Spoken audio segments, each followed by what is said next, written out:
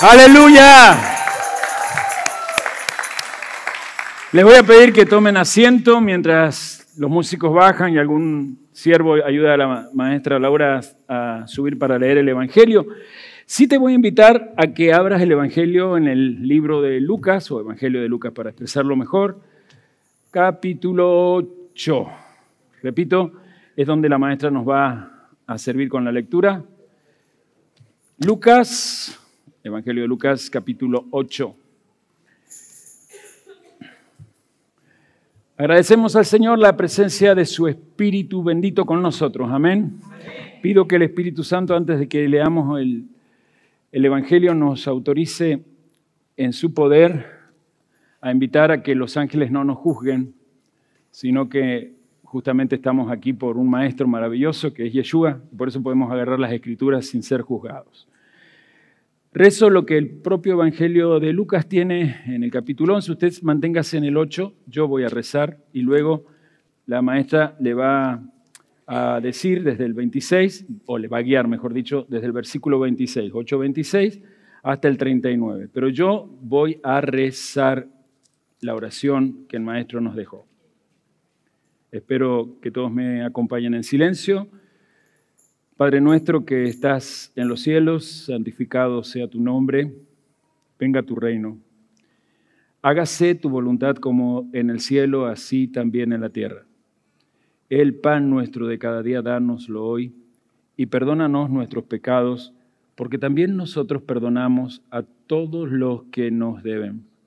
Y no nos metas en la tentación, mas líbranos del mal. Amén.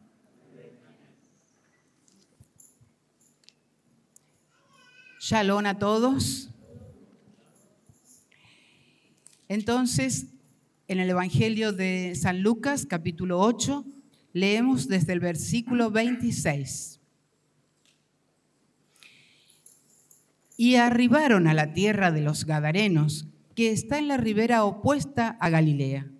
Al llegar él a tierra, vino a su encuentro un hombre de la ciudad, endemoniado desde hacía mucho tiempo, y no vestía ropa, ni moraba en casa, sino en los sepulcros.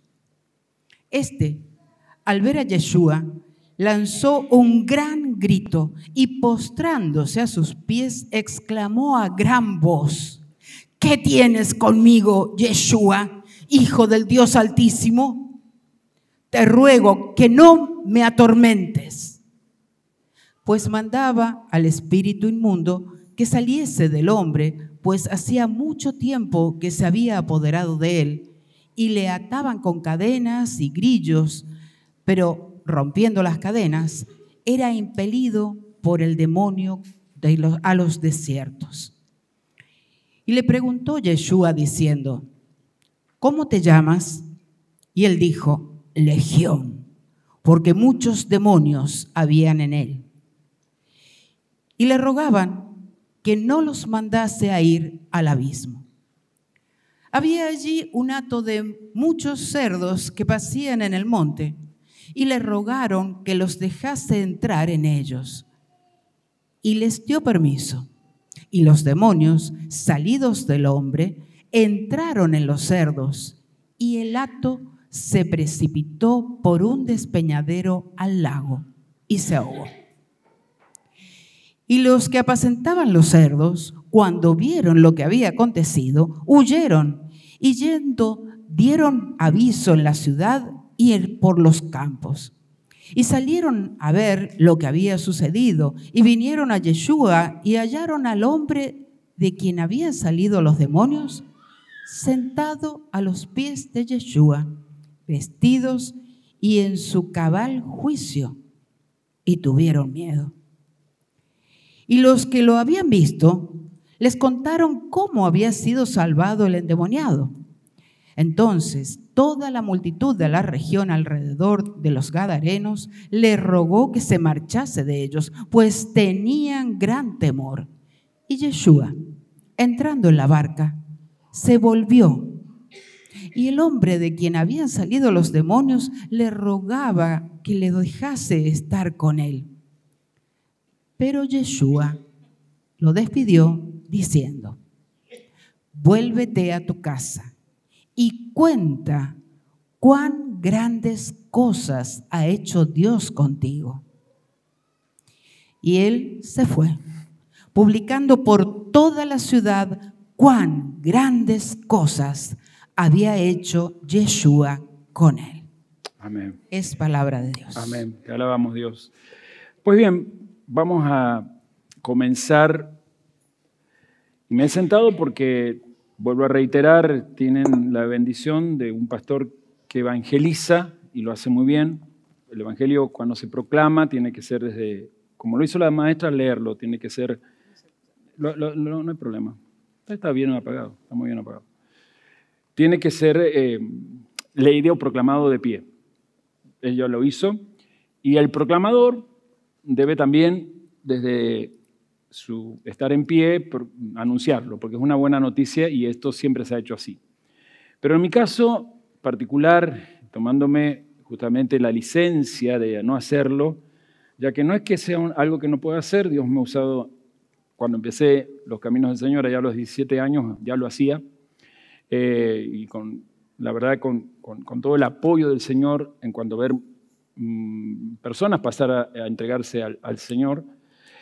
Hoy, y insisto, con alguien que sabe proclamarlo también, vuelvo a pedirle a ustedes el permiso que al Eterno le he pedido de poder conferenciar este episodio que acabamos de ver. Un episodio archiconocido, ya sea porque lo has leído en el Evangelio vos por tu cuenta, porque lo has escuchado, porque lo has visto en películas, particularmente qué película que no hable de la vida de Jesús no tiene al endemoniado gadareno en su historia. Pero yo quiero hacerlo desde lo que dejamos la semana que se fue.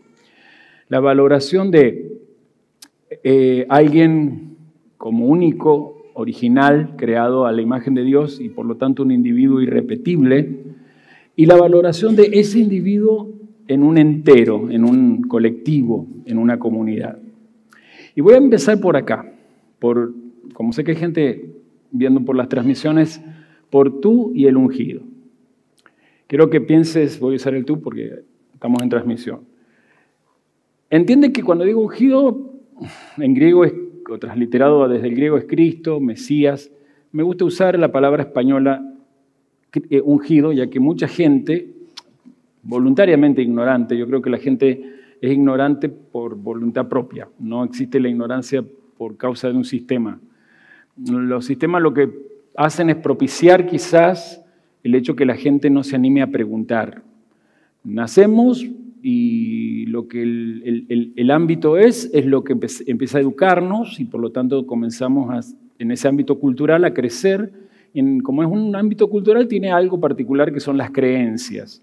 Y entre esas creencias están las creencias, por ejemplo, religiosas. Y lamentablemente me he encontrado con muchas personas que creen que la palabra Cristo, como no saben qué significa, es el segundo nombre de Jesús. Entonces, trato de no usarla mucho porque si no la persona cree que Cristo solo se aplica a Jesús, que tenía de segundo nombre Cristo y de apellido de Nazaret. Bueno, en la época de él no había ni segundo nombre, ni mucho menos apellidos, porque Cristo es una forma española de una palabra que se transliteró así, siempre lo explico como sándwich, inglés se translitera al español como sándwich y corre a la palabra correcta que era emparedado, ya nadie habla, solo el Chavo del Ocho nos recuerda que existen los emparedados de jamón, todos pedimos un sándwich de jamón. Bien, eso se llama transliteración, un idioma que queda en otro idioma sonando diferente. En griego, Christos significaba ungido. Español hablo, ¿no? Si yo lo tengo que traducir, el ungido, el capacitado con todos los talentos, ¿sí? El capacitado para unir lo de arriba con lo de abajo. Eso es Christos. Pero claro, cuando fue quedando en los distintos idiomas, y especialmente aparece el idioma español, Jesús, Christos o Jesús Christos quedó Jesucristo. Y la gente creyó que es otro nombre de Jesús. No es un nombre, es la identificación de su función eterna. Él es el ungido. Él en realidad, y así lo confieso, es el Cristo o el Mesías o el ungido. Para decirlo en pocas palabras, el capacitado de unir el cielo con la tierra. Gracias por tu amén, quiere decir que lo conoces. Si dijiste amén a esto, vuelvo a la frase. Tú y el ungido son una combinación poderosa.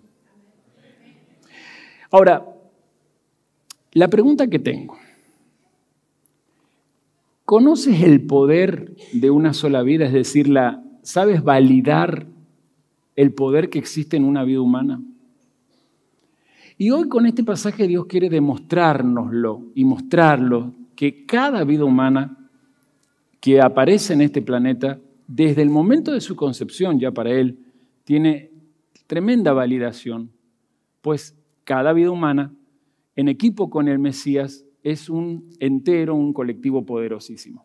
Pero, ya que estoy con preguntas, quiero también preguntarte si alguna vez te has puesto a pensar cómo Yeshua caminó aquí enseñando que la vida humana de cualquier ser, de cualquier persona humana que se mueva aquí, valga la redundancia, tiene en sí misma tremendo valor. Y esta lección es la que vamos a tratar de buscar hoy, en esta noche, especialmente con este viaje a esta región llamada Decápolis, que al leerla la pasamos rápido y quizás por este lado es donde están los códigos necesarios para entender.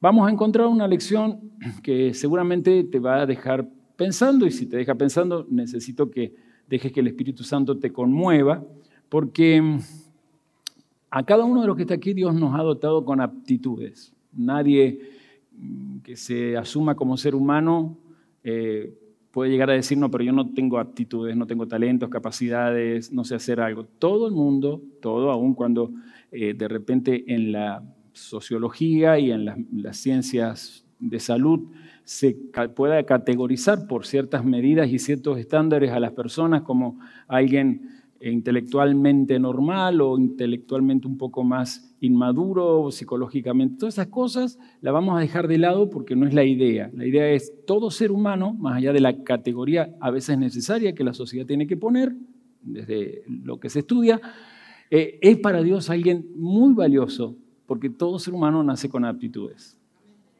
Ahora, la pregunta es, ¿cuánto validas eso en tu vida? ¿Y cuánto desde tu vida validas hacia los demás esto que estoy diciendo? Así que vamos a empezar viendo quién es este endemoniado, porque esta historia es interesante, ya que así se conoce, el endemoniado gadareno nos aparece en los 3 evangelios sinópticos, ya sea en Mateo, anótelo, si quieren, no corrobore que esto está allí. Mateo capítulo 8, del 28 al 34, tiene la historia del endemoniado gadareno. Allí aparecen 2. Y atención con esto porque alguna gente que es ya sea atea, agnóstica y los que son detractores de la Biblia, se agarran de que los evangelios tienen contradicciones y si hay contradicciones tienen errores. Y por ejemplo, esta historia es una, que Mateo habla de 2 endemoniados y que los otros 2, Marcos y Lucas, hablan de 1. Primero, digo qué parte de Marcos está. Marcos capítulo 5, del 1 al 20. Recuerde que Marcos es el primer evangelio, sería el evangelio matriz, de donde los otros evangelistas también toman modelo o bosquejo de modelo para escribir sus propios evangelios. Marcos 5, del 1 al 20, no sé si lo dije, y el relato que acaba de leer la pastora desde Lucas 8, 26 al 39. ¿Está bien? Ahora, con respecto a eso de las contradicciones, por ejemplo, este caso de que Mateo habla de 2 endemoniados y que los otros, Marcos y Lucas, solo de 1, yo no veo la contradicción. Porque los 3 evangelios hablan de uno solo de esos endemoniados hablando. Entonces quiere decir que el que no habla tiene una posición jerárquica referente al que está hablando. Es decir, seguramente eran 2 y Mateo necesita marcar que son 2 ya que él le escribe a una audiencia judía que tiene que entender que Israel se ha apartado hace muchos siglos de Dios. Y Israel no está conformada por 2 tribus, sino por ¿cuántas tribus en total? 12. Las tribus que están regresando, que están en ese momento que escriben los evangelistas activas, que serían los judíos de hoy, pertenecen a la tribu de Judá y Benjamín. Y seguramente Leví, que recuerden que era la tribu sacerdotal y levítica que estaba en todos lados. ¿Sí? Estoy explicándome. Pero Mateo al escribir, el énfasis que quiere poner es que en realidad las 2 casas, casa del norte, que es la que son las 10 tribus perdidas, como se la conoce, como la casa del sur, que son estas que han visto que el Mesías ha venido, aunque no lo quieren reconocer, pertenecen a una sola corporeidad, a un solo colectivo, a un solo entero, que es la nación de Israel con 12 tribus. Y pone dos endemoniados porque está diciendo lo impuro. Recuerden que los demonios, enseguida lo amplío a esto, tiene que ver con las cosas impuras que destruyen el interior de un ser humano. Enseguida lo voy a explicar mejor. Pero Mateo está haciendo un énfasis, lo impuro estuvo en los dos lados. Los que somos judíos no creamos que las 10 tribus fueron exterminadas porque eran súper impuros, más impuros que nosotros. No, lo impuro estaba de los dos lados, nada más que uno tiene la responsabilidad y la jerarquía de hablar. Desde ese sentido, hablando en la metáfora del reino del norte y reino del sur, la jerarquía para hablar siempre la va a tener Judá, porque Judá era la tribu que configuró la casa de David, y la casa de David es de donde se prometía, según el pacto que ya hace el Eterno con David, aparecería el Mesías. Hasta ahí eso lo explico. Entonces, ¿hay contradicción? No, porque los 3 evangelios tienen a uno que habla. Marcos y Lucas no vieron necesario marcar que había otro al lado, pero Mateo nos amplía el panorama diciendo que este tal, el que hablante, no está solo, hay otros en semejante situación. Se los voy a ampliar enseguida. Quiero saber si hasta ahí me voy yo expresando y explicando mejor, como que lo capta. Porque está tan en silencio que me asusta un poquito. Vamos entonces a lo que quiero ver. Si ustedes miran un poquito antes, justamente la noche anterior, estamos acá en Lucas, deben tener algo así, yo tengo este título en la Biblia mía, El viento y las olas obedecen a Jesús. ¿Cómo dicen ustedes en el de ustedes? La maestra dice Jesús calma la tempestad, algunos veo que dijeron lo mismo, todos lo mismo, bueno. Ustedes notan de que esa noche fue complicada. Empieza en el 22, aconteció un día que entró en una barca con sus discípulos y les dijo, pasemos al otro lado del lago, ya lo van a ver en el mapa que enseguida le van a poner, y partieron. Pero mientras navegaban, él se durmió y se desencadenó una tempestad de viento en el lago y se anegaban y peligraban. Atención con eso. Y vinieron a él y lo despertaron diciendo, maestro, maestro, que perecemos. Despertando él reprendió al viento. ¿Qué hizo con el viento? Reprendió al viento. ¿Y a quién más reprendió? Y a las olas, y cesaron y les hizo bonanza. Y se hizo bonanza. Y les dijo, ¿dónde está vuestra fe? Y atemorizados, atención, porque ahí también otras versiones dicen, y llenos de terror, se maravillaban y se decían unos a otros, ¿quién es este que aún los vientos y las aguas manda y le obedecen? De alguna manera ellos se dan cuenta esa noche que lo que dice el Salmo 65 se está cumpliendo ante sus ojos. Especialmente el Salmo 65 anunciaba de cómo se iba a distinguir una de las tantas señales que daría el Mesías cuando apareciera en la tierra. Y yo les voy a leer el versículo 7. Salmo 65, 7 dice, tú calmaste el rugido, atención a eso, el rugido de los mares, el estruendo de sus olas y el tumulto de los pueblos. Eres el que calma, dice esta otra versión, el estruendo de los mares, el ruido terrorífico de sus olas y el alboroto que arman las naciones. El 8 dice, por tanto, los habitantes de todos los confines de la tierra temerán a tus maravillas. Eres tú el que haces alegrar las salidas de la mañana y del atardecer. A ellos les está aconteciendo esto en la noche, han quedado aterrorizados y volviendo a lo que hoy vamos a mirar, necesito que entendamos esto de quién es este endemoniado, qué es esto de Decápolis, la región, porque no nos puede pasar tan rápido el asunto. La historia, repito, está en los 3 evangelios, pero aquí tiene detalles que nos van a interesar. La noche fue agitada, las aguas que ha calmado Yeshua han llevado a que ellos estén asombrados. Por el Salmo 65 se dan cuenta que es el Mesías y entendiendo el Salmo 65 se dan cuenta que esa tormenta que se ha ocasionado en un lago, imagínense una tormenta en un lago, ¿sí? Hago un comentario, venía con mi hijo uno de estos días en el auto y en el GPS veo, por una parte de la ruta dice lago de los Horcones y es como que se extendía hasta no sé dónde y es el que hoy es la laguna de la Salada, pero era enorme, como que la ruta pasaba por el medio. Yo me imagino, en algo cuando era así de enorme, si se levantaba una tempestad lo que sería quizás el momento de una barca en el medio de eso, pero no sé si era tan como acá se relata, en un lago que por las características tendría quizás el doble de lo que era antes la laguna de los Horcones, para que ustedes tengan una idea, el doble simplemente. Le llamaban mar porque era un lugar donde había mucha producción de peces, ya voy a ampliar ello, pero los discípulos se dan cuenta que en el Salmo 65 se habla de tormentas. Recuerden que el mar representa siempre a las otras naciones, no a Israel. ¿Se acuerdan de eso, verdad? Tormentas que siempre, a causa de las naciones que no obedecen la voluntad de Dios, causan en el planeta. Tormentas que tienen que ver con la invocación de fuerzas que se oponen al propósito eterno de Dios. Por eso yo les hice notar que en este relato no es igual a otro momento donde él también calma la tempestad, porque en el otro momento que ustedes van a ver en los evangelios, él le ordena, da la orden al viento que se calle y haya bonanza, le ordena, pero acá no le ordena nada. ¿Cuál es el verbo que sale aquí? Gracias, maestra. Los de atrás. Sí, lo dijeron bien, por favor, ayúdenme a ir rápido con el tiempo. Ahí está, es leer. ¿Qué verbo se usa allí? Reprendió. Reprendió, sí reprendió. ¿Qué es reprender? Es mucho más que dar una orden. Es poner autoridad a una fuerza que se está oponiendo. Y tuvo que reprender al viento y a las olas. No es el tema que voy a hablar ahora, pero lo necesito mencionar para que ustedes logren captar hacia dónde vamos con el endemoniado gadareno. El hecho que se remarque el que reprendió primero al viento y luego a las olas es porque esa tormenta no era una tormenta normal.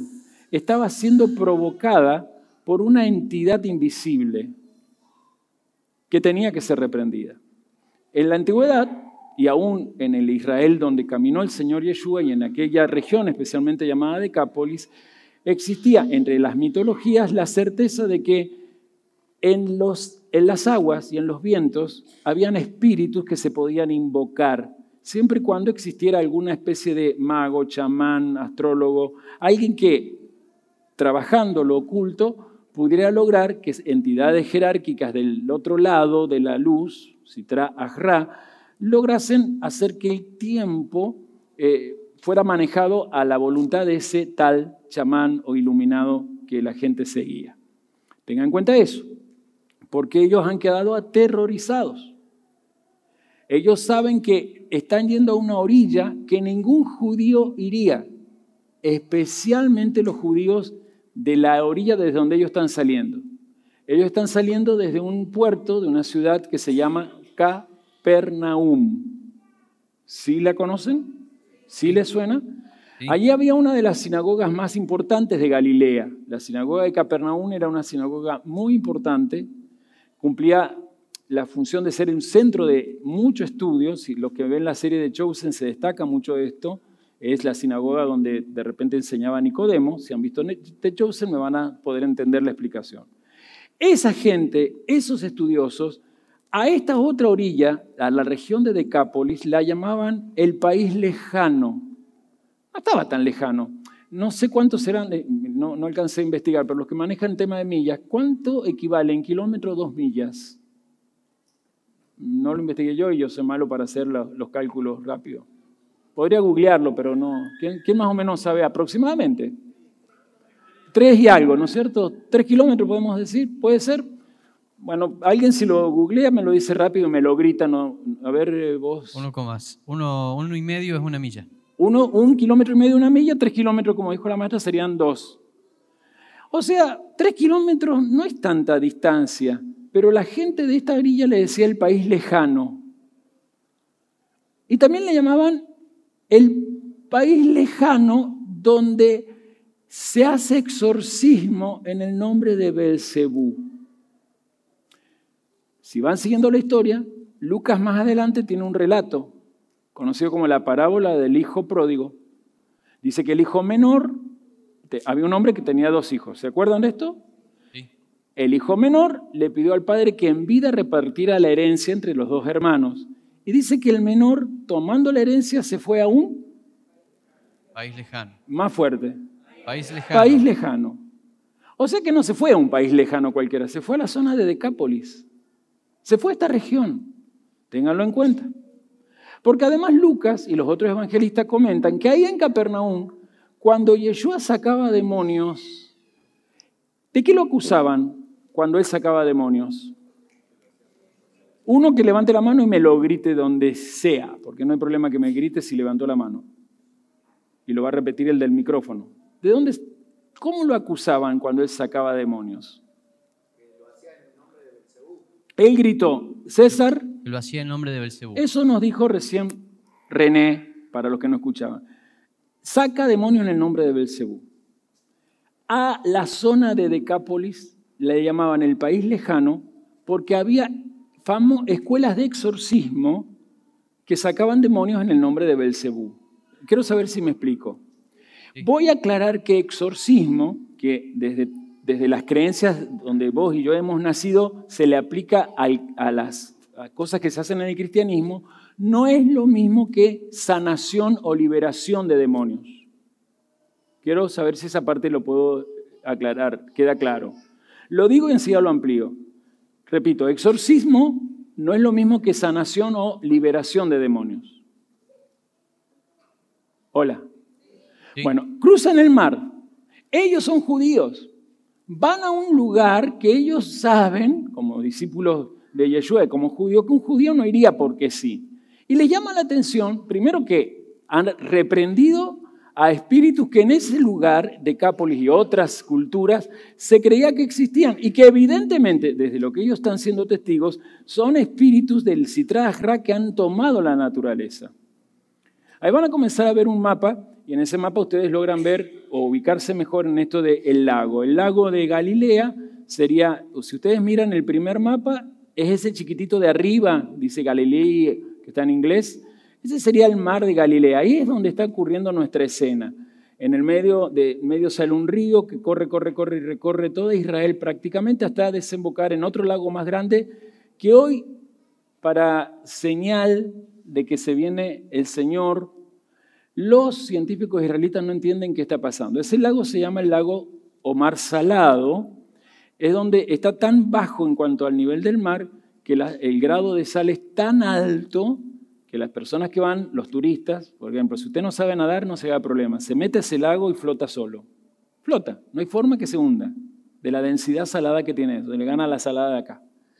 Y por ende no hay vida, pero no entienden por qué en la parte más sur del Mar Muerto, en el año que se fue, desde octubre del 2024, están apareciendo vida vegetal y algunos peces pequeños que algunos, los que son bien estudiosos de la Torá, se dan cuenta que el profeta Ezequiel habla de que un mar salado en los últimos tiempos se convertiría en un mar que sería sanado, ¿sí?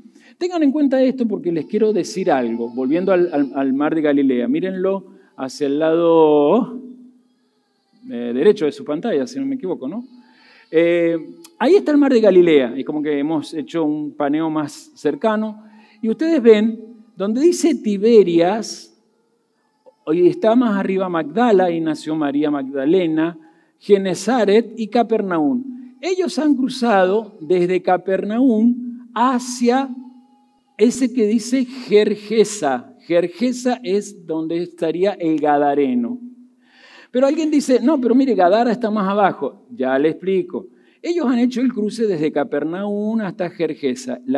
La tormenta ha ocurrido en algún momento de la noche mientras van por el medio, pero los discípulos están aterrorizados porque saben que no es una tormenta propia del momento, del tiempo, sino que es una tormenta que espiritualmente se le está oponiendo al Mesías.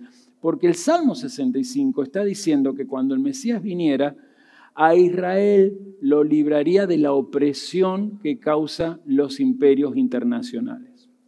La vez pasada que estuve aquí le expliqué que la palabra imperio en el idioma de los profetas sale con la palabra bestia.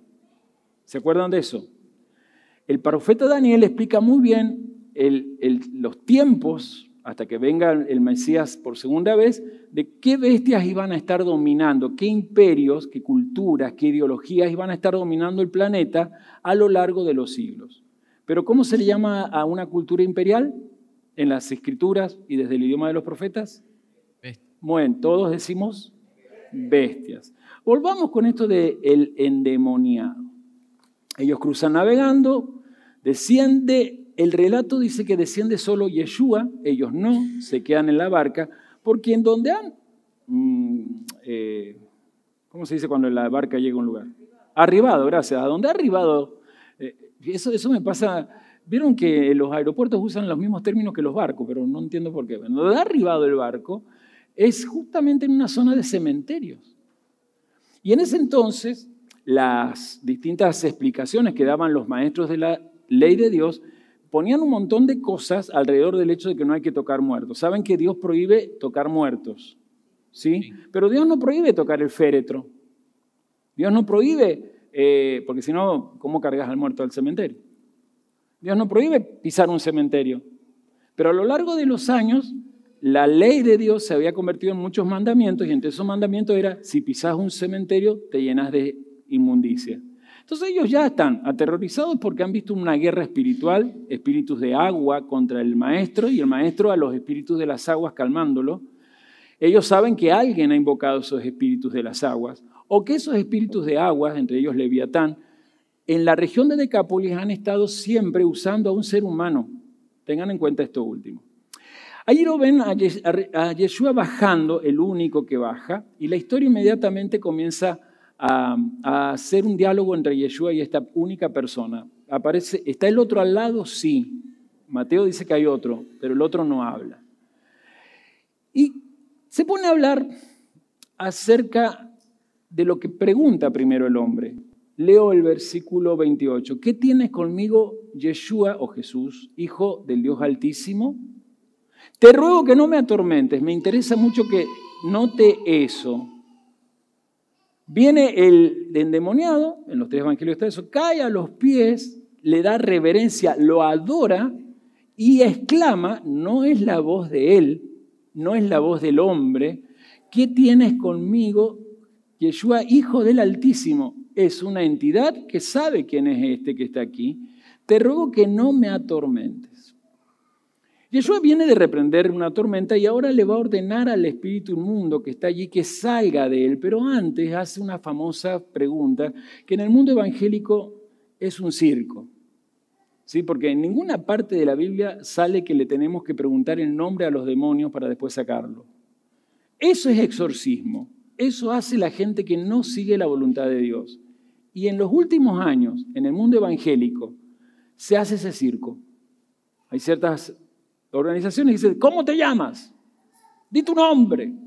Y si ustedes miran bien en cualquiera de las redes sociales ese momento, generalmente parece ser que el demonio solo le gusta a lo femenino, están mujeres nomás, y desde la mujer habla.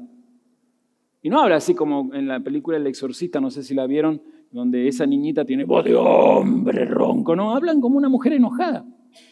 Todo circo, todo payasada, pero acá no estamos en un circo, acá estamos en una realidad que tiene un mensaje para nosotros hoy, pero para ellos en aquel entonces, que estaban esperando al Mesías, pero con una idea extraña. Cuando el Mesías venga, va a sacar en un momento su espada y como lo hizo David, de quien desciende, nos va a llamar a todos a ser como soldados, un ejército empoderado que va a cortarle la cabeza a todo romano, va a poner el reino acá en Jerusalén y a Israel lo va a elevar como la nación que debe gobernar todo el resto del planeta. Esa era la idea geopolítica que tenían ellos del Mesías. Este Mesías, que es el Mesías en verdad, le está mostrando que no es como ellos lo quieren y lo creen. Y acá viene esta pregunta de cómo te llamas, y viene el versículo 30 la respuesta. Legión, en Marcos creo que le dice, mi nombre es Legión, porque muchos demonios habían entrado en él, lo aclara Lucas, pero en Marcos dice, me llamo Legión porque somos muchos. Y acá es donde yo quiero que entren a mirar conmigo el contexto de esa historia. Porque seguramente la has leído, te la han contado, te la han relatado, te la han proclamado y te la han sacado de un contexto. Y todo texto fuera de un contexto es un pretexto. Y cuando el contexto no lo sigo y no lo tengo en cuenta, ese pretexto se convierte en una falacia, es decir, una aparente verdad, pero en realidad es una verdad que manipula, por lo tanto no es verdad, es una mentira disfrazada de verdad que va a tratar de manipular. Eso ha pasado a lo largo de los siglos desde que se ha sacado el contexto judío del Evangelio. Porque Jesús era una persona de mentalidad y cultura judía. Sus discípulos tenían cultura judía. El país donde él caminaba tenían cultura judía. Oprimidos por un imperio, la bestia de los romanos, sí, pero la cultura que ellos seguían sosteniendo era la cultura judía. No tienen cultura cristiana porque no existía el cristianismo. Tampoco estaba la intención en Jesús o Yeshua y sus discípulos fundar el cristianismo. Él no venía a fundar nada.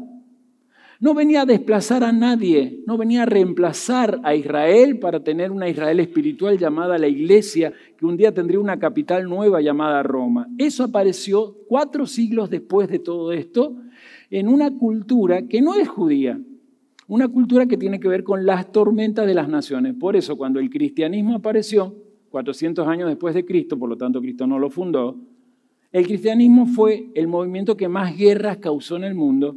Y en el nombre de ese Cristo que el cristianismo ha usado, se ha hecho no solo muchas guerras, sino por ende muchas muertes, aun cuando en vez de guerras había persecuciones también. Volviendo acá, vemos que este gadareno, o estos gadarenos, hablan de un nombre, legión. ¿Por qué legión? ¿Qué era la legión? La legión, acá es una legión de demonios, evidentemente eran muchos. No sabemos cuánto, pero si lo dice, atención, por lo que este hombre veía cerca de él, en ese entonces, ¿qué imperio dije que estaba gobernando y tenía a Israel oprimido? Roma. Todos decimos, Roma. El imperio de Roma. Y el imperio de Roma se caracterizaba por una sola cosa en su cultura, la invasión militar, el poderío militar. Ellos no tenían nada más que darle al mundo, lo demás ya lo habían dado los griegos.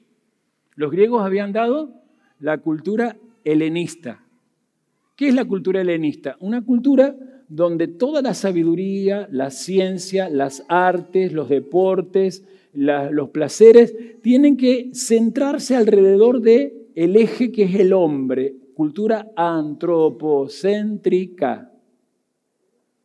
Eso se llama la cultura del humanismo. ¿Qué es el humanismo? El hombre es el centro de todo lo demás. Por lo tanto, todas las cosas tienen que ser en función a ese ser humano. ¿Repito antropocéntrico o me expliqué bien? Pero los judíos no eran antropocéntricos. Su cultura era, grítemelo los de Mendoza que lo están gritando. Solo la maestra es de Mendoza, los que me han venido... Teocéntrica, es decir, tenían a Dios en el centro. Las artes, los pensamientos, todo tenía que ser en base a si a Dios le agradaba y si Dios estaba de acuerdo con eso. Pregunto, no me respondan, pregúntatelo. ¿Tenemos una cultura teocéntrica en Argentina, en el occidente, o una cultura antropocéntrica? La respuesta no la quiero oral, la quiero en tu interior. Porque acá es donde nos metemos con esto de legión.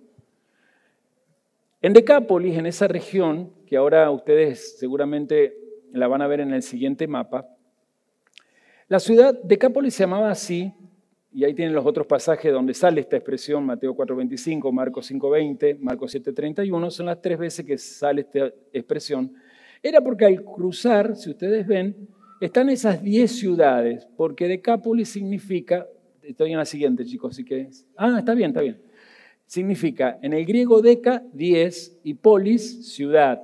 Es decir, que si juntamos la palabra Decápolis y la decimos traducida a nuestro idioma, todos decimos 10 ciudades. Ahí la tienen, en momentos más seguramente ya le van a poner, todavía no chicos, el mapa más amplio. Pero ahí es donde está este hombre.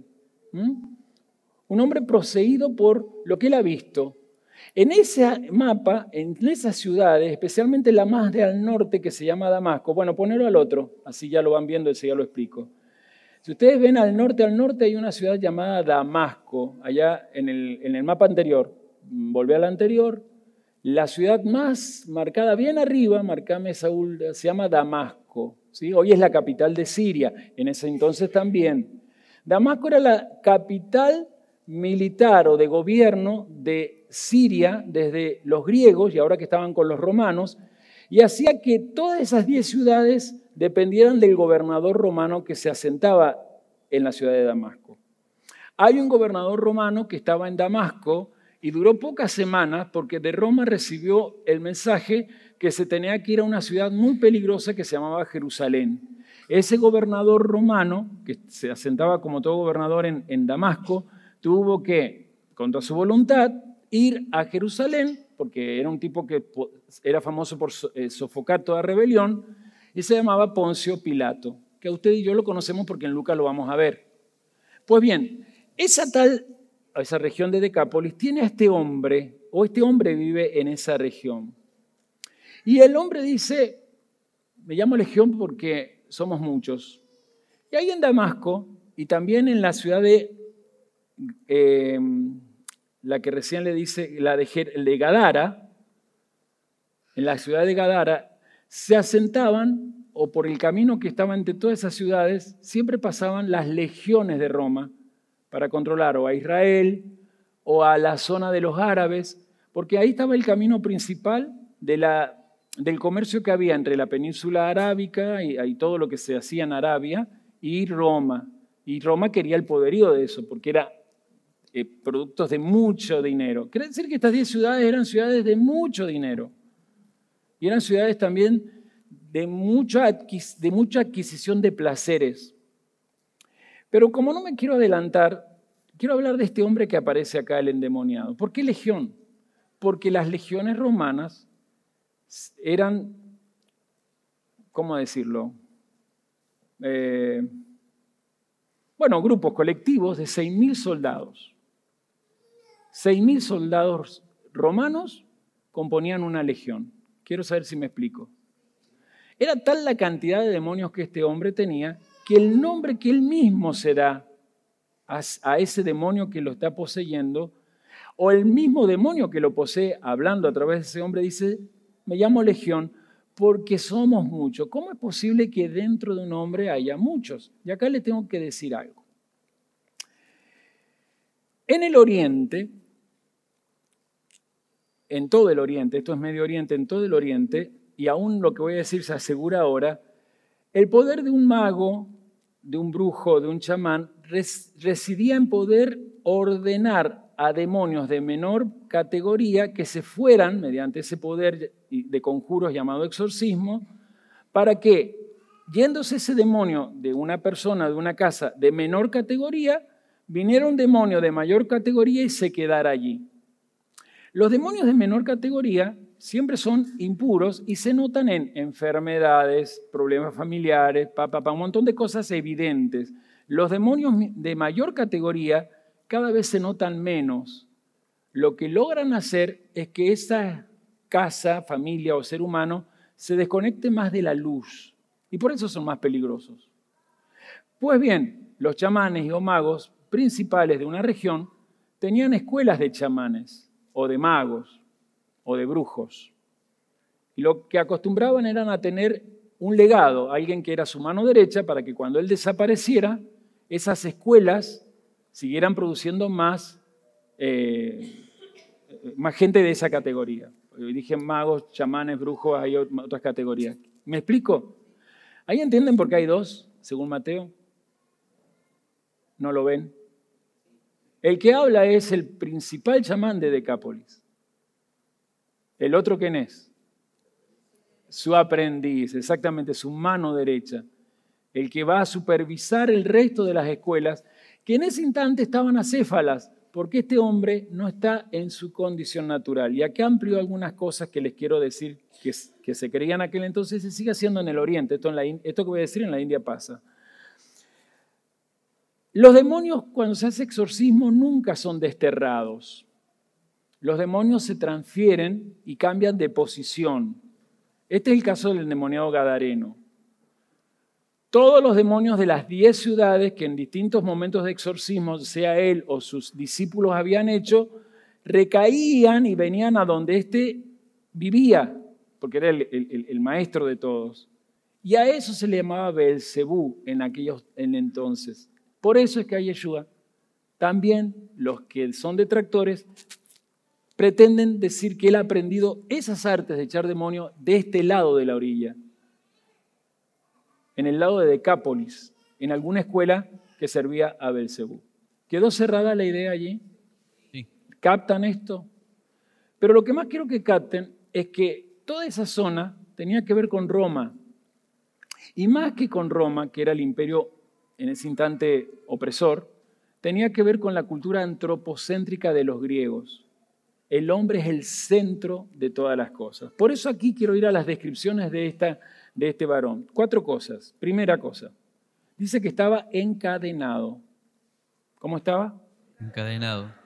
Eso habla de que la naturaleza del hombre siempre está bajo el foco de la actividad única y primordial de lo que le llaman Hasatán o Satanás, que es todo un grupo de entidades, que es acusar al hombre cada vez que el hombre toma decisiones equivocadas. Si fuéramos a Apocalipsis 12:10, que Juan escribe en base a Zacarías 3:1, sale que Satanás es el acusador de los hijos de Dios. Diga el acusador. Entonces, este varón está encadenado por un alma llena de acusaciones, un alma que no puede y no se atreve a regresar a su luz porque siente que justamente las acusaciones son ya no solamente un estorbo para regresar al propósito de su vida, sino un pozo en donde él está encerrado o cadenas que no le dejan actuar en base a lo que él sabe que ha nacido, porque toda persona que trabaja con las ciencias ocultas en algún momento se da cuenta que está trabajando con quienes no debe trabajar y que ha nacido para un propósito. Lo digo porque yo en mis años de pastoreo he liberado personas trabajando en estas áreas y cuando empiezan a buscar del Señor es porque algo les dice, no naciste para esto, naciste para un propósito. Pero vamos a lo segundo, dice que estaba desnudo, Lucas 8:27. ¿Símbolo de qué? Y de lo que todos imaginan, de la vergüenza comunitaria. Pero para los judíos, estar desnudo era carecer de virtudes. La palabra virtudes, en el idioma de Jesús, se decía sefirot. ¿Le suena sefirot? En el pueblo de Jesús, ¿cuándo especialmente se trabajan las sefirot, las virtudes de Dios que hay dentro del hombre? Desde Pesach, en el conteo del Omer, ¿sí? En el Sefirah HaOmer, conteo del Omer, que va desde Pesach hasta Shavuot o Pentecostés, en esos 49 días que hay que trabajar, las sefirot del alma, diga, las virtudes que hay en mi alma. Todo ser humano es apto porque en su interior tiene las sefirot de Dios, las esferas de fuego. En el interior de cualquier ser humano hay aptitud para que el mundo que está fuera de ese ser humano sea cambiado. Por eso tu vida junto a Cristo es una entidad poderosa. La ropa para los judíos, en la escritura y siempre ha sido así, para toda civilización, la ropa siempre habla de la dignidad que tiene esa persona. Usted por la ropa puede darse cuenta hasta de cómo piensa una persona. Esto es algo que en Mendoza a mí me cuesta mucho. Acá ustedes son un ejemplo, los pongo siempre de ejemplo, al menos en eso, no se agranden tampoco, porque ustedes vienen como corresponde a la casa del rey. En Mendoza, como todavía no pueden sacar la religión evangélica de ellos, van de zapatilla, camisa, leñadora, no pueden jamás ponerse algo, pero los ven en los casamientos y van como si el presidente Milei los invitara a un asado como héroe. Porque nuestras virtudes interiores siempre se van a notar en cómo nos vestimos. Este hombre estaba desnudo, ni siquiera tenía virtudes. Y cuando no hay virtudes, no hay cualidades. ¿Qué son las cualidades? Lo que permite que la persona muestre la esencia amorosa o la esencia amor que esa persona tiene. Lo que hemos visto en estas últimas semanas, ese es el símbolo del Mishkan. Vamos a lo tercero. No lo dice mucho Lucas, pero Marcos capítulo 5, verso 5 dice que se cortaba con piedras. Y yo elegí Marcos para poner este tercer caso, porque la palabra que es se cortaba con piedras se traduce desde esta expresión griega, autolapsis, y significa se autolapidaba o se autoagredía. O sea, estaba tan endemoniado. Y esta es una señal de una persona donde el demonio está activo, se autoagrede. Está encadenado, ha perdido las virtudes, no tiene cualidades y se autoagrede. Y por eso lo cuarto es que vivía en tumbas. Estaba en el cementerio, vivía entre tumbas. Quien dice vivía entre tumbas es Marcos, ya me quedé con Marcos 5. Dice vivía entre tumbas. ¿Qué simbolizan las tumbas? Lugares justamente de oscuridad, lugares fétidos. No sé quién ha ido al cementerio, los de antes, ahora los cementerios tienden a ser parques, acá no sé cómo será, pero vieron los cementerios donde hay nichos, gracias. Era feo cada vez que yo como pastor tenía que ir a algún servicio donde había nichos, me costaba ingresar, porque es feo, es fétido, ¿sí? Menos mal que yo en medicina hice el curso de disector, es decir, sé preparar cadáveres para el estudio. Entonces, la primera lección de un disector en anatomía es, como llegás de vacaciones, limpiar la morgue. Limpiar la morgue significa ir a la heladera, tenés guantes, todo, pero lavarle, sacarle todo lo que hay ahí, imagínate. Miren, la cara de ustedes ya se dan cuenta del olor y de todos los momentos que pedíamos yo y mis compañeros permiso ir al baño con nuestras náuseas. Bueno, eso es lo que habla lo cuarto. Una persona que, de alguna manera, su vida en los cielos, al Creador, le causaba náuseas. Y al resto de la comunidad también, aunque lo buscaban para sacarse sus males, la comunidad no le importaba que todos los males de ellos quedaban dentro del hombre. Quiero saber si hasta ahí me he explicado quién era este hombre. Era un hombre importante. Y seguramente un judío que se había mezclado con culturas que Dios había prohibido que se mezclaran. Porque al último lo quiere seguir al Señor. ¿Y el Señor le permite que se sume a los que lo seguían? No, le dice que ¿qué? Dice el hombre, 38, y el hombre de quien habían salido los demonios le rogaba que lo dejase estar con él, pero Yeshua le despidió diciendo que no lo quiere, no lo valora. Vuélvete a tu casa, de donde él hacía todos los trabajos, donde iba toda la clientela, donde iban todas las ciudades. ¿Alguien me está siguiendo? Donde él tenía la escuela. Vuélvete a tu casa y cuenta cuán grandes cosas ha hecho Elohim. Acá dice Dios. Contigo. Quiere decir que él conoce a Elohim. Los paganos no saben quién es Elohim. Él sabe quién es Elohim. Y su nombre es Yahvé, Yud, He, Vajé. Y él se fue publicando por toda la ciudad cuán grandes cosas había hecho Yeshua con él. Me gusta mucho porque para él, el Elohim, que es Yahvé, ahora lo ha visto en carne. Está viendo al Mesías.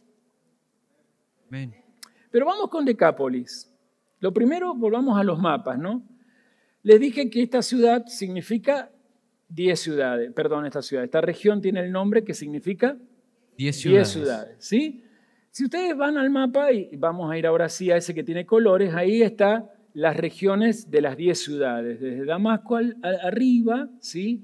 Y luego viene Ipés. Todas son ciudades que de alguna manera en la Biblia aparecen, por eso yo se lo he puesto en el Power en algunos pasajes donde está. Pero me interesa mucho que vea, a ver, 1, 2, 3, 4. La quinta ciudad, ¿cómo se llama? Cuente 5 y ¿cómo se llama? Está Gerasa, Citópolis, Hipós, Gadara y Pella o Pella, como se decía en griego, diga Pella. Lo que está entre paréntesis es el país actual. O sea, hoy si usted va a Jordania va a encontrar la ciudad o las ruinas de lo que fue Pella. Y si va a Siria va a encontrar Damasco, que es la capital actual de Siria. La han hecho en bolsa, los imperiales de este tiempo la hicieron bolsa, más los sionistas la han hecho bolsa. Y hoy están allí en Damasco matando a cristianos. Ya a la altura que estoy hablando, más de 10.000 cristianos han sido muertos, fusilados. Y las naciones nada dicen, no salen con los pocos rehenes que quedan todavía de los judíos, pero nada dicen de la cantidad de cristianos ya fusilados en Damasco. Pero volvamos a nuestro tiempo, a aquel tiempo, a este relato.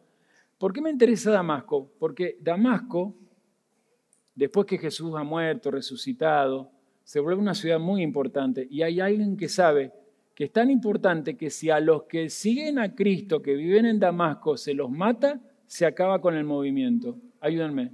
Libro de los Hechos, tomo 2 de Lucas, Libro de los Hechos. ¿Quién pide permiso al Sanedrín? Saulo.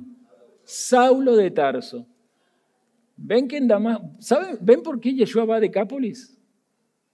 En Decápolis hay mucha gente griega, gentil, pero también hay muchos judíos que se han mixturado, que se han dejado influenciar por lo de afuera, que se han dejado influenciar por el materialismo antropocéntrico. Está todo lindo acá. Acá me revalidan. Acá los turistas vienen y pagan lo que pido, porque recuerden que es un camino comercial. Acá lo que vendo me lo pagan como merezco. Si me hago judío, tengo que algunas cosas no hacerlas. Algunos, atención, algunos judíos se prestaban a los griegos para cuidar sus piaras. ¿Saben lo que es una piara, verdad? ¿Qué es una piara, César? Decí. César, dale, ¿qué es una piara? Un conjunto de cerdos. ¿Sabías vos o no? Ah, bueno, le pregunté mal. Mira, una cosa que no sabía César. ¿Ves? Bien. ¿Qué es una piara? Diga, conjunto de cerdos. Conjunto de cerdos. Eso era de los griegos. Los judíos no podían criar cerdos, ¿sí? Pero se ofrecían a cuidarlos. El hijo pródigo, cuando no encontró trabajo, cuando agotó la herencia, ¿qué se fue a trabajar? Cuidaba cerdos. Y no tenía derecho ni siquiera a comer las algarrobas que allí se daban. ¿Van siguiendo la historia?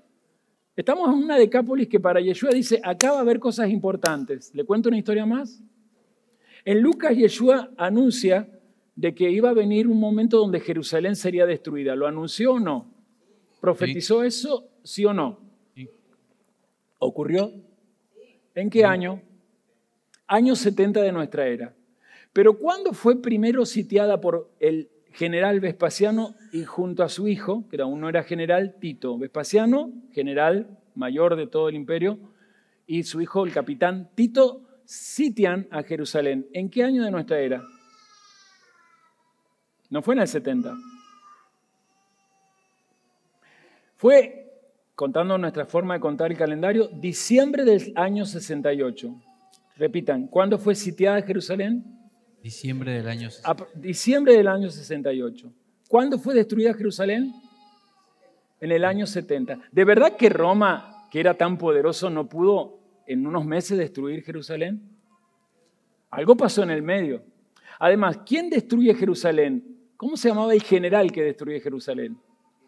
Tito. Pero en el año 68 dije que era general. No, era un capitán. ¿Quién era el general?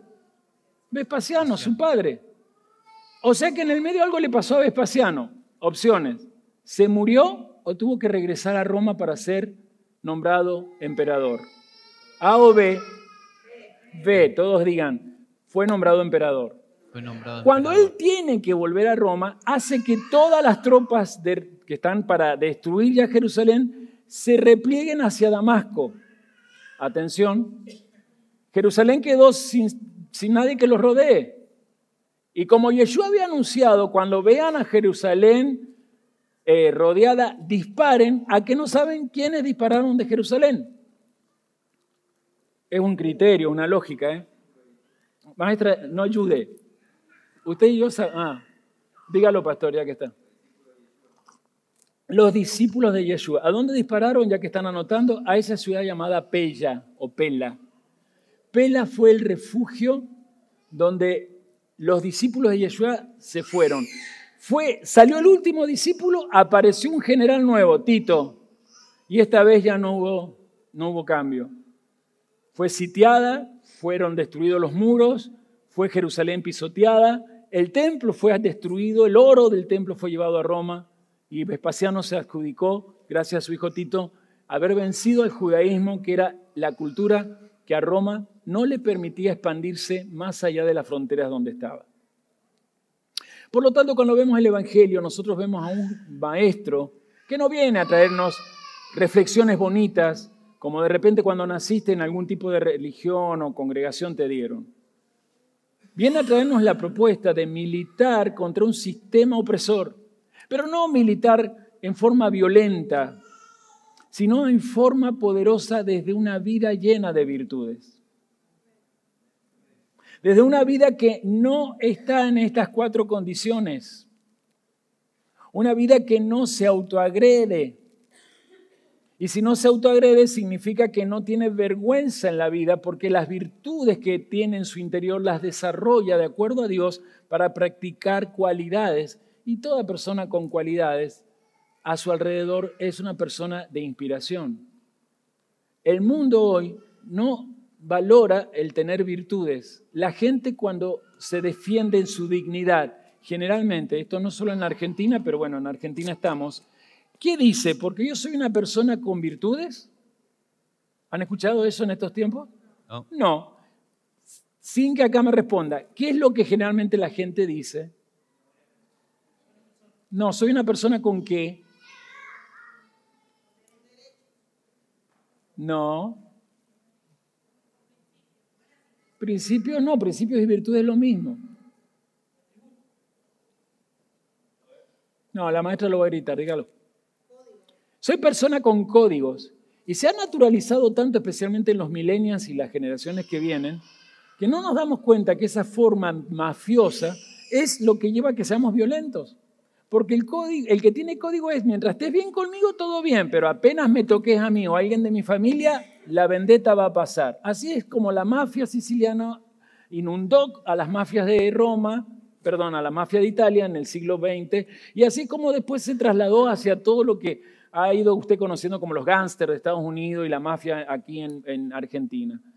Pero cuando la gente practicaba mínimo el catolicismo y cada tanto iba a misa, desde cualquier altar católico se lo impulsaba a ser virtuoso.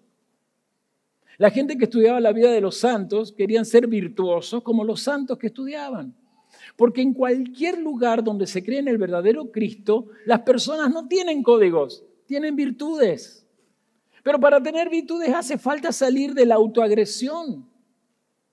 Hace falta salir del sentimiento de acusación, de estar encadenados. Lo virtuoso sale de un alma que aunque se las manda, sabe que puede regresar al Eterno por un mediador, que nosotros sabemos que este hombre lo conoció, se llama Yeshua, y en él sentirse perdonado, sanado, liberado, y tan apegado a Dios que puede cambiar a todo un pueblo que quizás en su tiempo afectó para mal. Hoy el Señor te está preguntando cómo estás vos ante el espejo del Gadareno. Quizás no seas el brujo más conocido de esta región. Me acuerdo cuando yo llegué por primera vez aquí, no me acuerdo qué año. ¿Qué año fue? Librada te tenés que acordar, más o menos, ¿cuándo fue la última vez que estuvo esa iglesia acá? 1 o 2 años antes estuve yo acá. ¿2004 decís vos? 2004, es verdad, 2004 más o menos. Me acuerdo cuando entré, en ese tiempo la terminal funcionaba y el bus que venía desde Retiro entraba por donde está ese, diría mi nieto, el muñeco. De verdad, hermanos, yo todavía hasta hace poco decía, bueno, cuando lleguemos ahí al Cristo pegamos la vuelta. De verdad que todavía me domina la estupidez. En cambio, un niñito de 2 años dice, ahí está el muñeco. Y cuando el niñito dijo eso, las veces que hemos pasado, Dios me ha dicho, sin embargo, seguís diciendo que ese es Cristo. Pero recuerdo que cuando yo llegué, el pastor que por aquel entonces estaba aquí, en esa iglesia que estaba acá, me contó cómo fue la inauguración de ese lugar. Y el intendente de aquel entonces invitó a la curandera, bruja, no sé, más conocidas de aquel entonces de Madarega, no sé si vive o no. Y este hombre se jactaba, pero también me invitó a mí, así que yo hice guerra contra todo lo que esa mujer hacía. Hasta que con los años, y vos sabés lo que voy a contar, resultaba que la guerra ocurría en una cama, porque la bruja era la amante de ese pastor. Además de otras historias que no vale la pena contar. Pero lo que quiero decir es que a veces miramos a los otros como, y nos olvidamos que a lo mejor lo que el otro tiene que no me gusta, en ese instante que yo lo veo, es el espejo de lo que todavía en mí no he cambiado. Por eso pregunto, ¿cómo estás referente al gadareno? ¿Qué pasa cuando estás sintiendo que tus malas decisiones te acusan? ¿Sos de ir rápido a hacer el regreso y pedir perdón? ¿O comenzás a autoagredirte con las piedras? Te tirás vos mismo o misma las piedras sobre tu vida. Nuestro maestro llegó a Decápolis. Algunos eruditos creen que justamente este lugar, no estaba lejos de Galilea, era el lugar donde el maestro necesitaba llegar para cerrar un ciclo. Porque las 10 ciudades, escuchen esto, habían sido fundadas por soldados que sobrevivieron 4 siglos antes que naciera nuestro maestro, es decir, 4 siglos antes de nosotros, en una guerra llamada la Guerra del Hanukkah. ¿Se acuerdan que los macabeos se levantaron contra los griegos? Había un tal rey griego que vivía en Siria, pero tomó Jerusalén y ¿qué hizo en el templo de Dios? ¿Qué tipo de sacrificio hacía? Sacrificaba en el altar de Dios un cerdo cada día. Con la sangre se metía al lugar santo e incluso al lugar santísimo y tiraba la sangre del cerdo por todo el lugar donde todo eso era inmundo. ¿Alguien me está escuchando? Dicen que eso duró, esa situación en Jerusalén 4 siglos antes duró exactamente 2000 días. A la que se está durmiendo les pregunto y a los demás también. Si duró 2000 días esa situación, ¿cuántos cerdos fueron sacrificados y trajeron tanta impureza al templo de Jerusalén? 2000. Cuando estos demonios, que son 6000, piden ir a los cerdos, ¿cuántos cerdos, dice Marcos, cayeron al mar? 2000. En una región donde las ciudades habían sido fundadas por los soldados griegos que, trabajando para Epífanes 4 siglos antes, sobrevivieron a la guerra de los macabeos, pero en vez de irse por gustarle esa región, fundaron las 10 ciudades que hoy ustedes ven aquí como Decápolis. ¿Había cultura antropocéntrica? ¿Sí o no? Sí. ¿Por qué me dicen no? Pero algunos parecen coreanos. En Corea el sí es así, el no es así. Estamos en Argentina con cultura israelita. ¿Sí o no? Sí. Ay, Dios mío. Entonces, a veces porque la cultura antropocéntrica la queremos todavía sostener. Entonces, esa cultura antropocéntrica, estos judíos también se habían misturado. Y Yeshua está diciendo, basta, porque lo que pasó hace 4 siglos atrás, nadie lo cerró. Yo vengo a cerrarlo.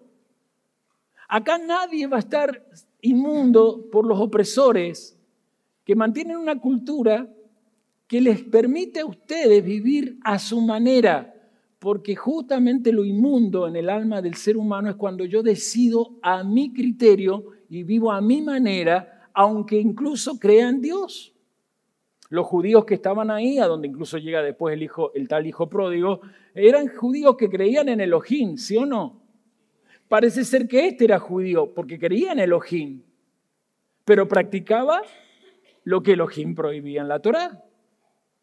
Mi pregunta es, ¿cuántos de ustedes pertenecen a un linaje que les ha perjudicado la vida? Un linaje de creencias donde, bueno, creemos en Dios, pero a nuestra manera. El error del ser humano es tener la frase, yo creo en Dios a mi manera. Creer en Dios, dice esto el apóstol Santiago, no está mal. Santiago capítulo 1 dice, tú dices que crees en Dios, haces bien. ¿Está mal creer en Dios? No. Pregunto de nuevo, lo voy a leer para que lo corroboremos más clarito. Estoy en el capítulo 1. Sí, capítulo 1 de Santiago. Y esperen que vaya al que tú dices que crees en Dios.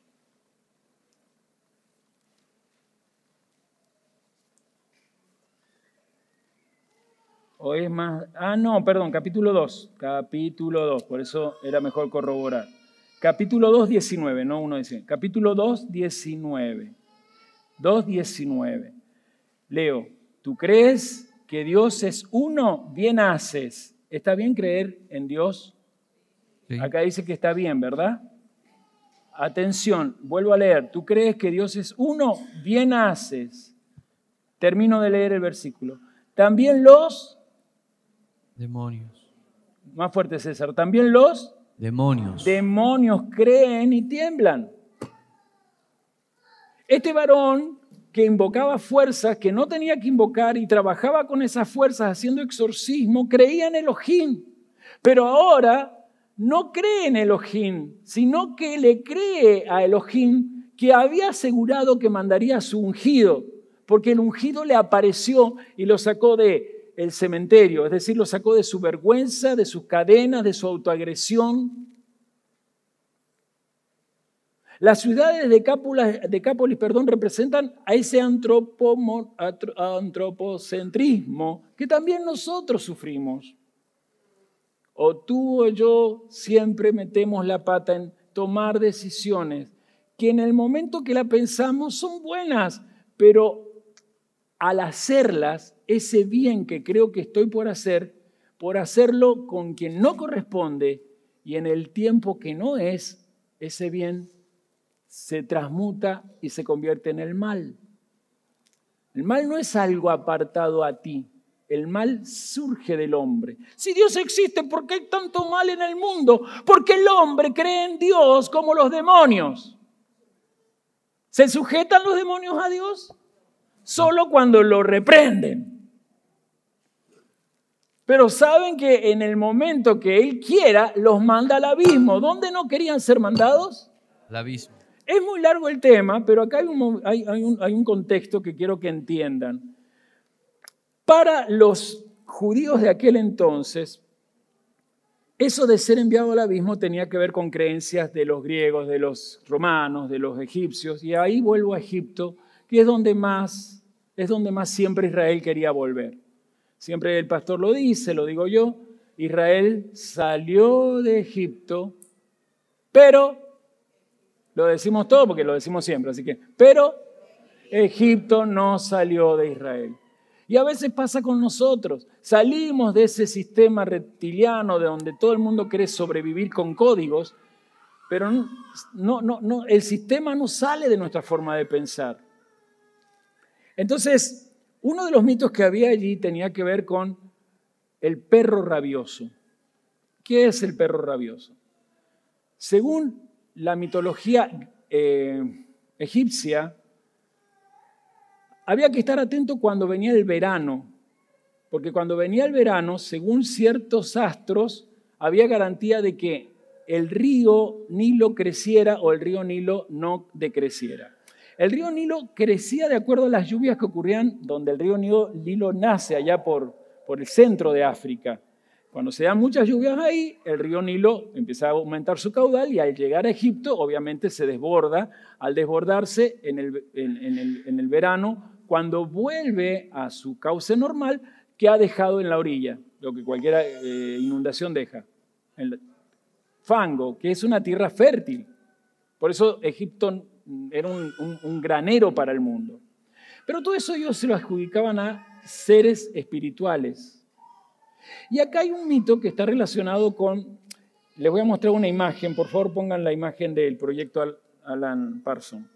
En 1982, yo ateo por aquel entonces, mis últimos tiempos de ateo, se lanza desde Inglaterra el proyecto de Alan Parsons. Alan Parsons Project tenía algunos que son de aquella época se deben acordar, este tema principal, Eye in the Sky, ojo en el cielo.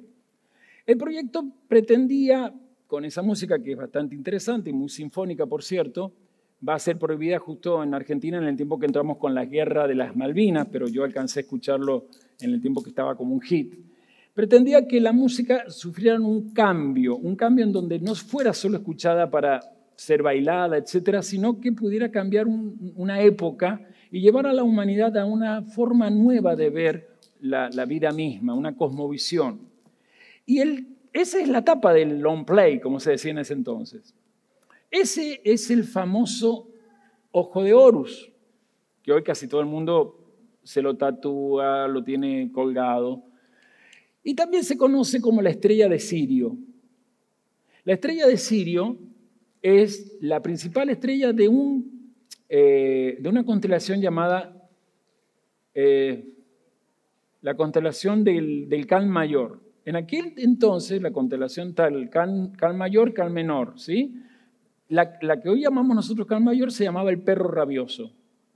Era una constelación que se veía exactamente cuando la constelación de Aries aparecía, tiempo de la Pascua Florida. Ellos en Egipto, cuando estaban por salir en el tiempo de Pascua, la constelación de Aries se veía sobre Egipto. Y inmediatamente al lado se veía la del Canis Mayor, o perro rabioso como se llamaba en la antigüedad. Ese perro rabioso tenía la estrella principal Sirio, que era la que, por ejemplo, en la pirámide de Gizeh, es la que daba justo en el tiempo que ocurre la Pascua. Y para ellos tenía que ver con un portal. Escuchen esto porque les va a interesar. Era el portal, y esto está en todas las mitologías, es el momento donde se puede hacer que las cosas invisibles pasen y favorezcan a los visibles, a los hombres que en la visibilidad se mueven. Por lo tanto, este señor no es cualquier señor. Hablo del endemoniado, no tenemos nombre, el gadareno le voy a poner. Él tenía una escuela de gente que enseñaba estos mitos y que justamente seguía esta historia. Cuando vemos que el perro mayor persigue a la constelación siguiente, que en ese entonces se llamaba el cerdo, vamos a ver la constelación del dragón, que significa que llegó el abismo. Esa constelación del dragón hoy es la que se ve en agosto sobre una ciudad llamada Vaticano y a la misma vez sobre una ciudad llamada Washington. Exactamente en un lugar llamado Capitolio. Capitolio en latín significa la cabeza del dragón. En agosto aparece la constelación del dragón allí. En ese instante el abismo comienza, es decir, cuando el verano boreal está a pleno y quizás los países del norte pueden entrar en guerras. Ahí se planean las guerras. Este señor era alguien que consultaban los centuriones, los generales de legiones, los jefes de las 10 ciudades. Por eso Yeshua dice, no, quiero que me sigas. Quiero que vayas y afectes a tu mundo. Porque estas ciudades necesitan ser restauradas, reparadas en el daño que tú, siendo judío, le has causado por mezclarte con tus criterios en las cosas a tu manera. Crees en Elohim, bien haces, pero no le has creído a Elohim. No has sabido esperar que el ungido llegue a tu vida para que con el ungido seas un equipo que cambia la ciudad. Porque yo empecé diciéndote que tú y Cristo son un tremendo equipo de transformación. Amén. La combinación más poderosa que existe en la tierra es un hombre que se une a Cristo, al ungido. Porque ese varón o mujer, cuando digo hombre, valen las dos expresiones, ese varón o mujer unido a Cristo son un elemento del cielo aquí en la tierra. Amén. No iba a mostrar, pero así era como los egipcios miraban las estrellas cuando venía el verano, especialmente en el mes de agosto. La estrella que más brilla es la de Sirio. Según cómo estuviera en posición, esa constelación más cerca del hombre es la constelación del cerdo. Y la que está más arriba del hombre es la constelación del abismo. Ustedes ven que Yeshua está haciendo algo maravilloso, ¿no? Lo que 4 siglos atrás comenzó con los griegos fue que todos los judíos quedaron a merced de volver a las costumbres de todos los pueblos paganos. Lo que dice el Salmo 65, a que todos los pueblos con su paganismo los influenciara. Por eso que los macabeos se revolucionan y de los macabeos va a salir la secta de los fariseos, que en su principio tenían justicia, pero después ya, en la época de Yeshua, la justicia de ellos se le fue al carajo, perdón la expresión, porque teniendo al Mesías ahí y ellos habiendo estudiado todo, no querían reconocer que ese era el ungido. Pero volviendo al punto, este varón conocía esos secretos. Hasta allí, la siguiente no la voy a poner. Conocía que había un tiempo donde si Dios no respondía, yo podía ir al portal que se abre donde Dios le permite a ciertas entidades trabajar con los hombres que invoquen esas entidades. Y eso está prohibido por la Torá. La mediunidad está prohibida por la Torá. Oficiar de medium entre mundo espiritual y mundo material está prohibido.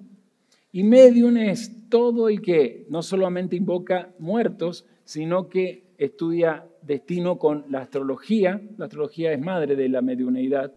Los que practican cualquier tipo de esoterismo ocultista, por lo tanto cualquier tipo de mancia o adivinación, todo lo que juega con buscar cambiar el destino, averiguándolo, sin buscar la voluntad de Dios, que es buena, agradable y perfecta, que es la única que me garantiza que el destino, en vez de averiguarlo yo lo trabaje y lo defina.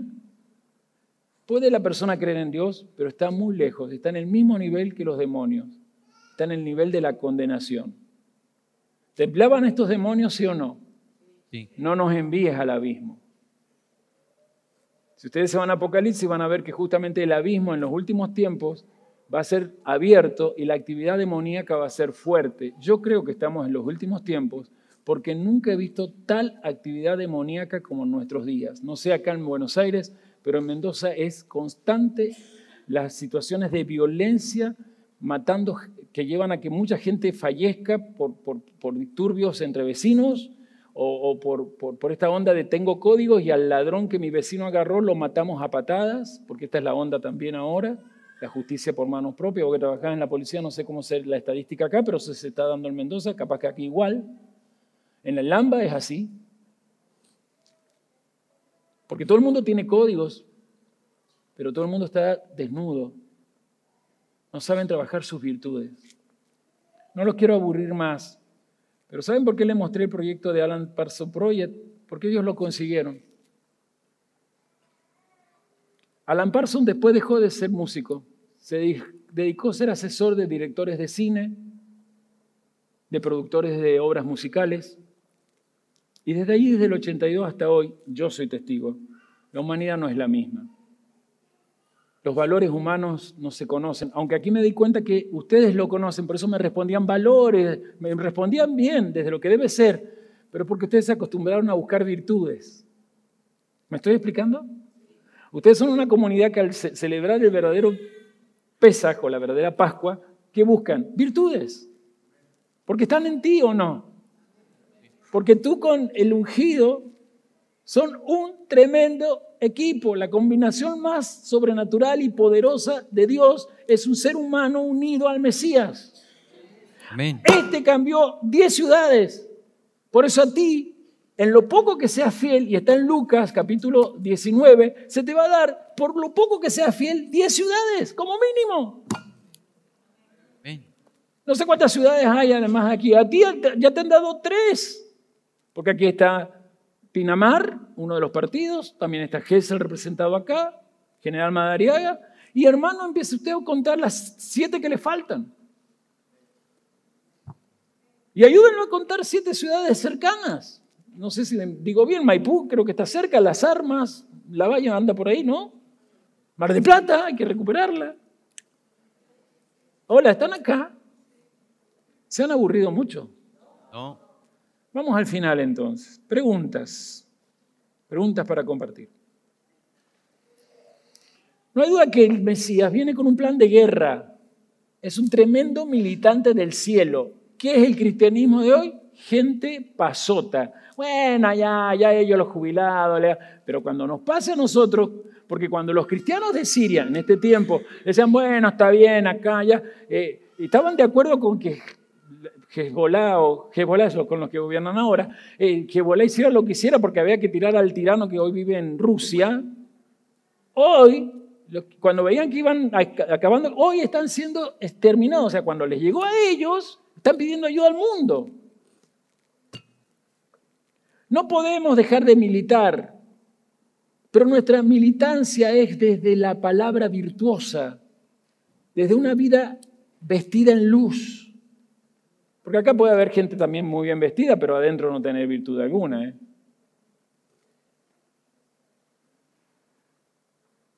no nos expulses del país. Eso están suplicando. No nos lleves al abismo. Para ellos saben que ese es el Hijo del Altísimo. Llegó nuestro final. Y se fueron a 2.000 cerdos. 2.000 cerdos que cerraron, hicieron reparación de los 2.000 cerdos que 400 años antes un rey había sacrificado en el templo. ¿Lo ven? Y después de eso, lo que quedó era que la gente abandonara su impureza. Y abandonaron su impureza. Dicen que los que cuidaban a los cerdos vinieron y ¿qué le pedían? Que se fuera. Y recuerden que la gran mayoría de los que cuidaban los cerdos no eran paganos, eran judíos. Que se fueran, estaban aterrorizados. Si este tipo que hizo tanto mal está así, y los cerdos, ¿qué hacemos sin nuestros cerdos? ¿Qué hago sin mi dinero? ¿Qué hago si ya pagué no sé qué cosa? Decí no, porque el no también edifica. Amén. El no edifica. Cayeron al abismo. Y con eso Yeshua demostró, porque ya se está acercando al final de su ministerio, que él no es ningún brujo, ningún chamán, él no hace nada en el nombre de Belcebú, sino que a Belcebú ya le ha puesto su límite. Belcebú es el que merece el exilio, no el pueblo de Dios. Amén. Conclusión. Hay una sola cosa cierta en todo lo que he hablado, hay muchas cosas para hablar, pero Yeshua vio en este gadareno que no era solo la legión que lo había vuelto endemoniado, casi loco, sino que debajo de esa legión de demonios había algo oculto que solamente Yeshua podía ver. Un corazón que seguía clamando para encontrar propósito. Un corazón que quería salvación, un corazón que de alguna manera se postró, quería que el Dios Altísimo lo sacara de esa condición. Las preguntas son, ¿estás criando cerdos? Un poquito la sierva que nos ministró al principio lo dijo. ¿Estás criando cerdos para que tu alma tenga cavidades, puertas, no sé cómo llamarlo, a fin de que los espíritus inmundos se metan en tus vidas? ¿Todavía seguís creando en tu interior creencias falsas, ideales racionalistas, materialistas? El Imperio Romano es la representación del ideal materialista, es que yo quiero un auto así, una casa así.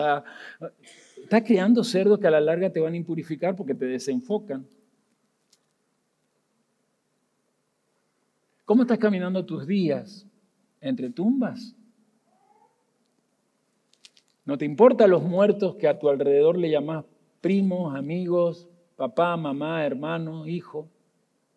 Las tumbas que se sientan a comer en tu mesa y hace rato no quieren saber nada con la salvación. Tus compañeros de trabajo, tus vecinos. ¿Cómo están tus capacidades intelectuales, pero más que nada, cómo están tus capacidades emocionales? Que es ahí donde hay virtudes. El verdadero sabio para el cielo es el que logra que su mundo emocional sea trabajado con mucho entendimiento. Me voy a entender en mis fortalezas, pero también voy a saber entenderme en mis debilidades. Y en ellas no voy a ir solo. Me voy a unir a Cristo, que tiene aquí un cuerpo, para que me estimule a que estas debilidades y zonas oscuras donde estoy no se repitan ni en mí ni en mi descendencia. Pregunto, ¿cuál es tu abismo? ¿Cuál es el miedo que no querés contar y que siempre está todos los días en tu vida?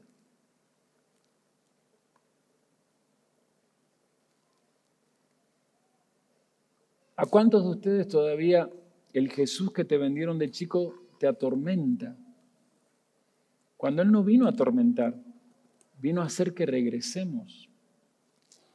No para morir e irnos al cielo, sino para que, muriendo el ego, el antropocentrismo, todo a mi manera, muriendo el ego, el cielo venga aquí a residir desde tu corazón. Tú eres deseo, eres un constante deseo. Ser una persona esencialmente humana es ser amor como Dios es amor. ¿Y qué significa que Dios sea amor? Que tiene una voluntad buena, agradable y perfecta. ¿Cómo es tu voluntad diaria? ¿Es buena? ¿Agrada a Dios y a los hombres?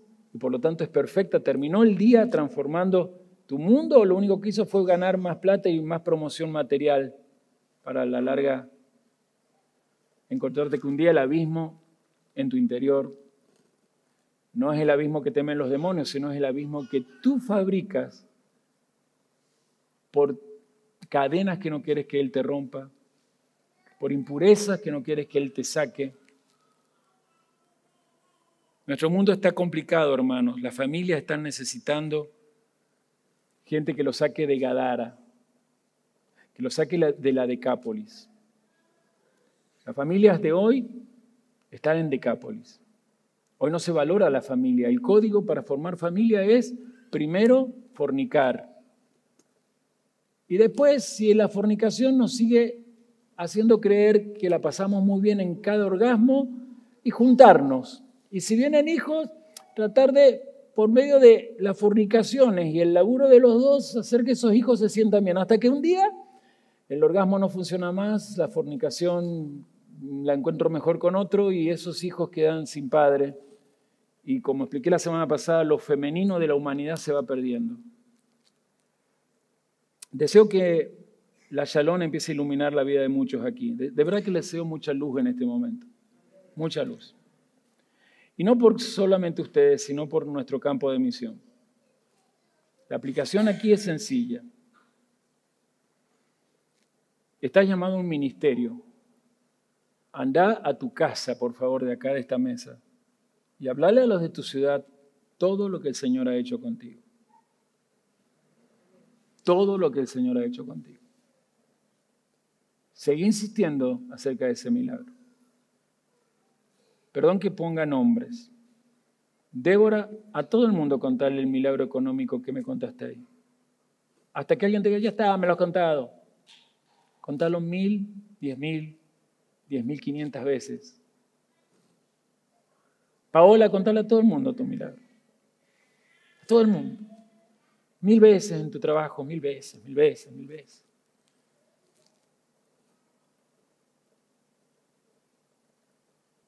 Cuenten lo poderoso que es el equipo que Dios formó con tu alma cuando Cristo vino a morar en vos. Y entonces la oración no va a ser, porque te contó el pastor que el apóstol se levantaba a las 5 y oraba 2 horas. Miren, la vida de oración de otros no debe ser tu vida de oración. ¿Vieron que en el mundo evangélico porque hay hermanos que lograron un ministerio, 5 horas de oración, 40 días de ayuno, y queremos imitar? No, la oración no puede ser la imitación y obligación de imitar a alguien. La oración en vos tiene que tener el para qué y el por qué. ¿Alguna vez tu oración, según esa Haftará, era para que tu hija no muriera en el peligro? Que tu oración tenga todos los días un motivo mayor todavía. Porque hace tiempo quizás ese amigo que me has presentado también era una tumba con su esposa. Hoy están vivos, gracias a que te animaste a hablar. No sé qué les hablaste. Quizás no hablaste nada. Quizás fue los cambios que hubieron en vos. No es para engrandecerlo a él, es para solo ponerlo de ejemplo a todos. Si a mí me alegra saludar a José y a su mujer, es porque siento que ya están en la vida. Me alegró ver a Máximo entrar, porque cuando lo conocí dije, este está saliendo de las tumbas. Y yo sé que cuesta salir de las cadenas. Hoy justamente yo no hablé de la tormenta, porque allá en Mendoza el diácono Gonzalo es el que iba a hablar de tormenta allá, así que si quieren después lo ven.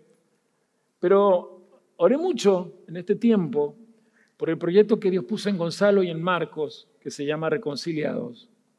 Porque nos ha dado mucho éxito con gente que, no sé, como Máximo, como Gustavo, como Nicolás. Bueno, acá hay mucha gente que ha luchado con distintas adicciones, porque adicciones no son solamente las cosas químicas. Adicciones a los placeres por placeres cuesta salir. Póngale pornografía, póngale alcohol, póngale todo lo que quiera poner.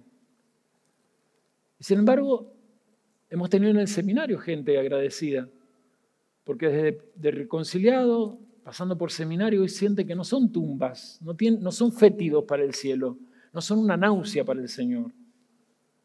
Son fuentes de vida, como esta agua, y vida en abundancia. Son jarras que pueden hacer que la vida fluya y fluya, en jarras rotas que a la larga terminan en una jarra totalmente restaurada, porque vos y el Mesías son un equipo perfecto para restaurar el mundo donde vos vivís.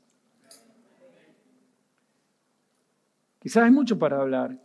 Esto, tengo muchísimo. Lo que yo escribí es un estudio que lo voy a poner en el blog porque es muchísimo. Pero vos estás aquí para aceptarte en quién sos. Creías en Dios, pero te encontraste con el Mesías. Estás en un grado mejor que los demonios. Le crees a Dios. Le crees a Dios de que vos y su Mesías son poderosísimos.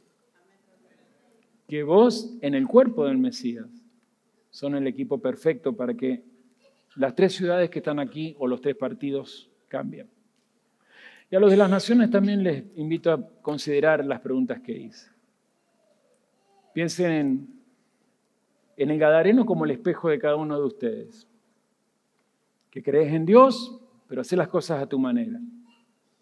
Que desde ahí me señalás como un judaizante porque enseña el Shabbat. Mirá, habla con Yeshua que enseñó más Shabbat que yo.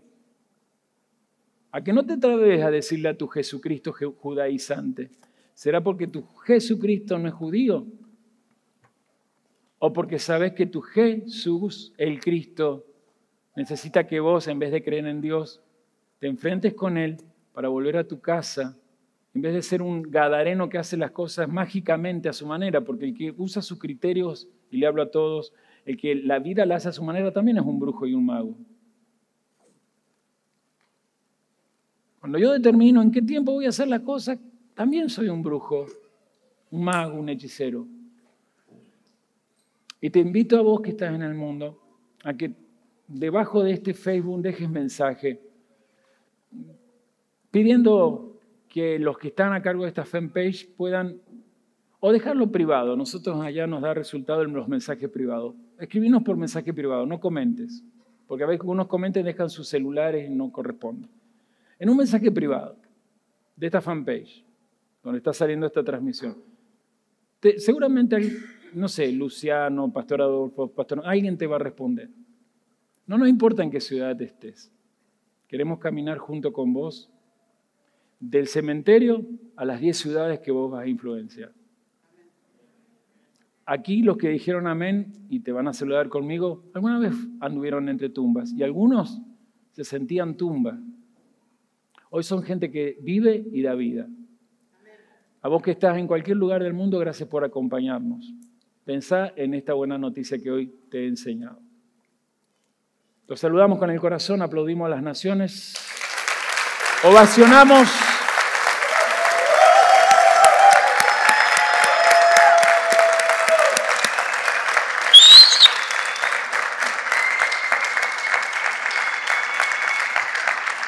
Voy a pedir uno más calentito de una manzanilla, pero no ha venido muy bien. ¿Oramos? Creo que... bueno, si se quieren poner de pie, pónganse de pie, perfecto. Yo voy a preguntar, ¿quién quiere ponerse de pie porque siente que este es el evangelio para usted? ¿Los que se pusieron de pie están seguros que es así? Ok. Bueno, no me dieron tiempo. Vos no necesitas, pero ¿querés? Creo que a todos, gracias a Dios, los conozco, así que estoy feliz de verlos poniéndose de pie a lo nuevo. Las manos, cuando las ponemos así, hablan de esto, mira. Primero, sabes, ya te lo expliqué la semana pasada, que tu corazón se abre a mayor luz. ¿Se acuerdan de eso? Bien. Pero lo segundo que quiero que entiendan es que cuando tu corazón se abre a mayor luz, todo tu cuerpo es como esta jarra. Recibe de la jarra o vasija de arriba, que es Yeshua, el agua viva, el Espíritu Santo en tu interior. Comencemos a orar.